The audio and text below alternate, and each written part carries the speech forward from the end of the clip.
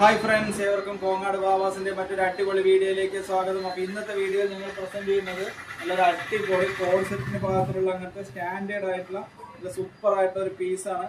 ഇതിന്റെ ഒരു പട്ടിക്കൻ batik print വരുന്ന അങ്ങനത്തെ നല്ല ഗ്രീൻ കളറിൽ വരുന്ന അങ്ങനത്തെ ഒരു സൂപ്പർ ആയിട്ടുള്ള പീസാണ്. റൗണ്ട് കട്ടിംഗ് ആണ് വരിക. അതിന് സൈഡ് ഓപ്പൺ ആണ്, വിത്ത് ലൈനിങ് ആണ്. ഇതിന്റെ പാകത്തിൽ നല്ലൊരു അടിപൊളി പാന്റും ആണ്, വിത്ത് എലാസ്റ്റിക് ടൈപ്പ് ആണ്.